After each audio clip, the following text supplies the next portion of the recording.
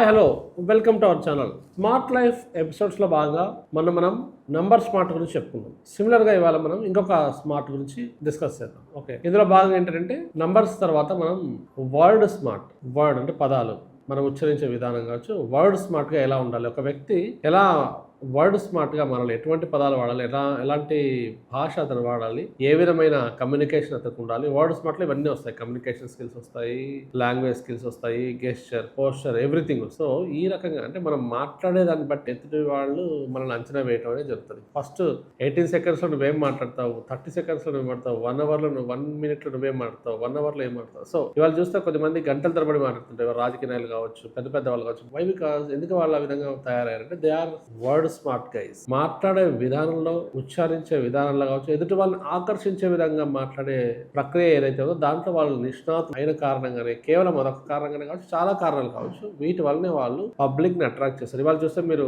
ఒక లెక్చర్ కొంత limited people వరకు చెప్పొచ్చు, ఒక టీచర్ కొంత లిమిటెడ్ పీపుల్స్ చెప్పొచ్చు. కానీ ఇవాళ కొన్ని లక్షల మందిని అటెండ్ అయ్యే సభలో ప్రధానమంత్రి కావచ్చు, ముఖ్యమంత్రి కావచ్చు, సాధారణ మంత్రులు కావచ్చు, వాళ్ళు అడ్రస్ చేస్తుంటారు. సో ఆ క్రమంలో ఎటువంటి పదాలు ఉచ్చరించాలి, ఎలా మాట్లాడాలి. సో చాలా మంది వాళ్ళ జీవితంలో సక్సెస్ అయ్యారు అంటే వాళ్ళు because of the word smart. మనం ఇవాళ చూడండి, మన పేరెంట్స్తో ఒక రకంగా మాట్లాడతాం, మన రిలేటివ్స్తో ఒక రకంగా మాట్లాడతాం, మన ఫ్రెండ్స్తో రకంగా మాట్లాడతాం, క్లాస్మేట్స్తో రకంగా, కలీగ్స్తో రకంగా. చూడండి, ఇంతమంది ఇన్ని రిలేషన్స్లో మనం ఒకరితో ఒక విధంగా మాట్లాడే స్కిల్ మన దగ్గర. ఇవాళ ఇంట్లో మాట్లాడే విధంగానే బయట మాట్లాడే అనేది చాలా కష్టం, చాలా తప్పు కూడా. చాలా ఏమంటుంటే నేను ఇక్కడ ఉన్నట్టుగానే అన్ని చోట్ల ఇలాగే మాట్లాడతాను, నేను ఇలాగే జనరలైజ్గా ఉంటాను. అది చాలా రాంగ్ కాన్సెప్ట్. చాలా మంది ఏమంటారంటే నేను బాగా మాట్లాడతాను. సో ఎలా మాట్లాడుతున్నాను, ఎవరితో మాట్లాడుతున్నాను, నా ఫ్రెండ్స్తో నేను ఏ విధంగా మాట్లాడుతున్నాను, క్లోజ్ ఫ్రెండ్స్తో ఎలా ఉంటారు. ఇందులో ఫ్రెండ్స్లో కూడా చిన్ననాటి ఫ్రెండ్స్ వేరే ఉంటారు, క్లోజ్ ఫ్రెండ్స్ వేరే ఉంటారు, కలీగ్స్ వేరే ఉంటారు, ఎంప్లాయీస్తో అంటే మీరు కలిసి పనిచేస్తున్న సహ ఉద్యోగులు ఒక విధంగా ఉంటారు. కలీగ్స్ అన్నా కూడా అది లైక్ ఫ్రెండ్స్, బంధువులు, రిలేటివ్స్తో కూడా చాలా ఏ విధంగా మాట్లాడుతున్నారు. సో ఇలా సమాజంలో కొత్త వ్యక్తులతో